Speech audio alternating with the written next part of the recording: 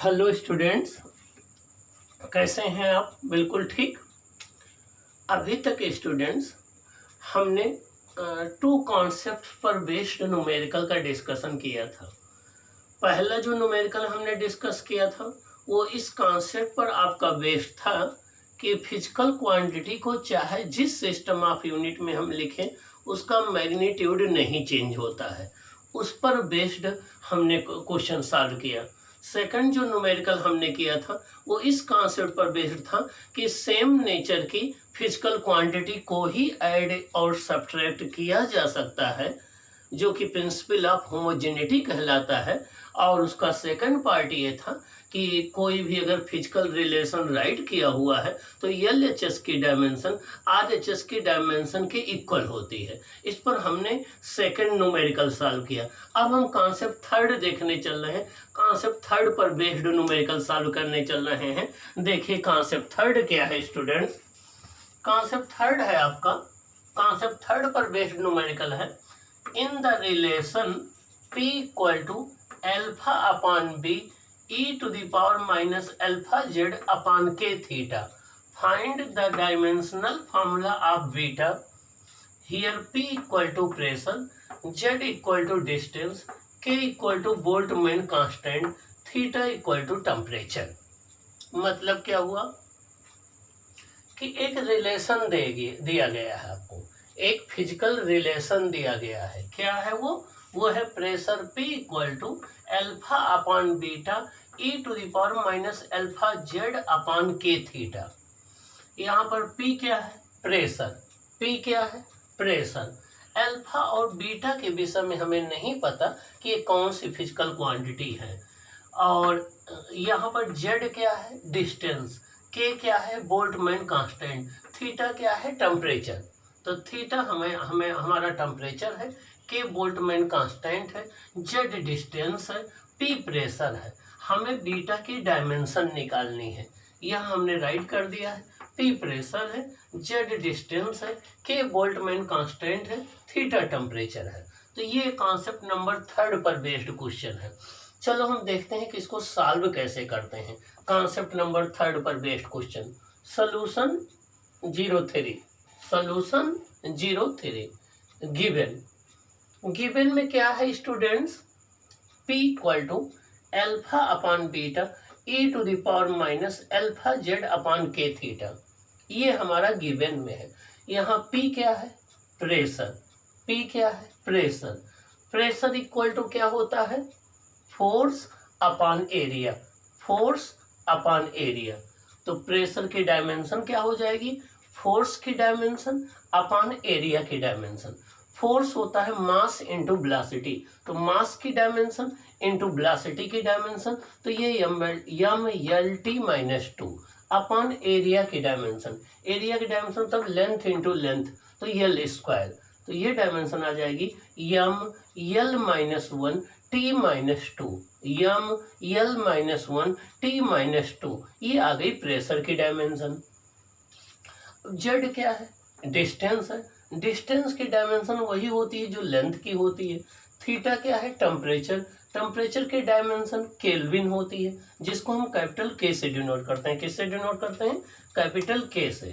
तो ये कैपिटल के है, जिसको हम केल्विन बोलते हैं, ये कैपिटल के हो गया। और के यहाँ पर क्या है? बोल्ट्जमैन कांस्टेंट है, जिसको हमने के बी लिख दिया है। क्या लिख दिया? के बी लिख दिया है। तो के बी यहाँ बोल्ट्जमैन कांस्टेंट है।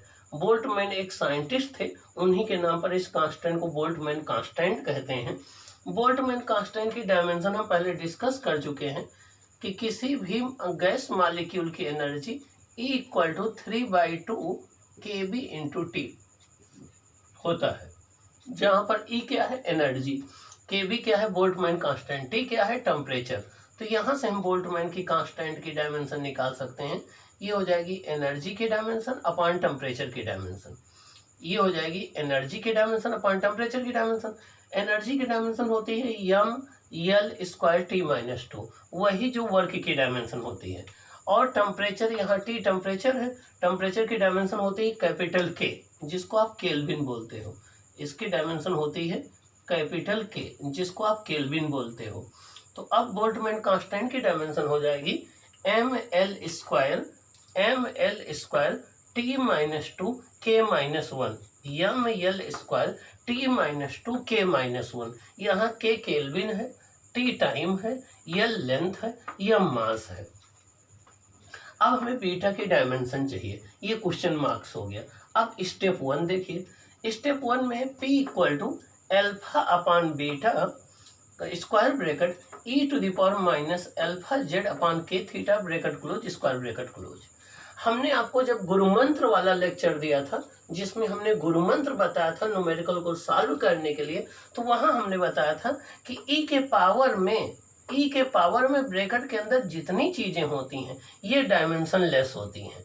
हमने आपको डायमेंशन लेस होती हैं, हमने बताया था कि ई के ऊपर पावर में जितनी भी चीजें होती हैं ये सब कंबाइंड रूप से डायमेंशन लेस होती हैं, और ये पूरा का पूरा ब्रैकेट भी डायमेंशन लेस होता है। ये दो बातें हमने गुरुमंत्र में बताया था आपको, एक ये पूरा ब्रैकेट आपका डायमेंशन लेस होगा और एक ये कंप्लीट स्क्वायर वाला ब्रैकेट डायमेंशन लेस होगा। ये दोनों बातें डायमेंशन लेस होंगी। अब पहले हम इस वाली कॉन्सेप्ट को उठाते हैं कि स्मॉल ब्रैकेट के अंदर जितनी चीज है डायमेंशन लेस होगी। तो देखिए स्मॉल ब्रैकेट के अंदर है, माइनस साइन को हम हटा दें तो माइनस साइन को हम इग्नोर कर दें तो alpha Z upon K theta है। माइनस साइन को इग्नोर कर दें, उसका डायमेंशन में कोई कंट्रीब्यूशन नहीं है, तो alpha Z upon K theta है। तो alpha Z upon K theta dimension less होगा, और जो चीज डायमेंशन लेस होता है उसको 1 लिखते हैं, यहाँ 1 लिख दिया। तो यहाँ से अल्फा जेड इक्वल टू क्या हो जाएगा, के थीटा हो जाएगा। अल्फा इक्वल टू क्या हो जाएगा, के थीटा अपान जेड हो जाएगा। यहाँ के क्या है, बोल्टमैन कांस्टेंट है, थीटा क्या है, टेम्परेचर है, जेड क्या है, डिस्टेंस है। तो अल्फा की डायमेंशन हो जाएगी बोल्टमैन कांस्टेंट की डायमेंशन, के को हमने के बी राइट कर दिया जिससे आपको कंफ्यूजन ना हो। तो के हमारा के बी है, बोल्टमैन कांस्टेंट है, थीटा टेम्परेचर है, जेड डिस्टेंस है। तो अल्फा की डायमेंशन हो जाएगी बोल्टमैन कांस्टेंट की डायमेंशन अभी हम लोगों ने कैलकुलेट किया था, ये है ml² t-2 k-1। ये बोल्टमैन कांस्टेंट की डायमेंशन आपकी है ml² t-2 k-1। तो ml² t-2 k-1 ये थीटा टेम्परेचर है, तो इसकी डायमेंशन कैपिटल के हो गई, अपान जेड लेंथ है यल हो गई। यहाँ से ये एक यल से एक यल कैंसिल हो जाएगा, ml बचेगा, t-2 है, t-2 हो जाएगा, k-1 और +1 तो k की पावर 0 हो जाएगा। तो अल्फा की डायमेंशन आ गई ml-t-2, ये फर्स्ट इक्वेशन आ गया। तो ये आंसर आया, इस कॉन्सेप्ट पर बेस्ड है, इस कॉन्सेप्ट पर बेस्ड है कि ई के पावर में जितनी भी चीजें होती हैं ब्रैकेट के अंदर वो डायमेंशन लेस होती हैं। इसकी कॉन्सेप्ट ये है कि ई के पावर में जितनी भी चीजें होती हैं, मीन्स ई के ऊपर पावर में जितनी भी चीजें होती हैं ये डायमेंशन लेस होती हैं, ये डायमेंशन लेस होती हैं। ये इस कॉन्सेप्ट पर हो गया। अब ये पूरा का पूरा स्क्वायर ब्रैकेट डायमेंशन लेस होगा, तो ये पूरी चीज तो डायमेंशन लेस हो गई। तो अल्फा अपान बीटा की वही डायमेंशन होगी जो प्रेशर की डायमेंशन होगी, अल्फा अपान बीटा की वही डायमेंशन होगी जो प्रेशर की होगी। ये बात प्रिंसिपल ऑफ होमोजेनिटी कहता है। अब स्टेप 2 देखिए, स्टेप 2 में अब जब ये पूरा bracket square bracket dimension less हो गया तो जो इसकी डायमेंशन होगी वही इसकी होगी। किसी भी फिजिकल रिलेशन में जो LHS की डायमेंशन होती है वही RHS की होती है। तो अल्फा अपान बीटा की जो डायमेंशन होगी वही प्रेशर की हो जाएगी। तो अब इसको रिवर्स कर दो, उल्टा कर दो, तो बीटा अपान अल्फा की डायमेंशन वही होगी जो 1 अपान पी की डायमेंशन होगी। तो बीटा की डायमेंशन क्या हो जाएगी, अल्फा अपान पी की डायमेंशन हो जाएगी। अल्फा की डायमेंशन हम लोग कैलकुलेट कर चुके हैं, ml-t-2 है, अपान पी प्रेशर है, प्रेशर की डायमेंशन हम लोग ऑलरेडी डिस्कस कर चुके हैं, ml-1t-2 होता है।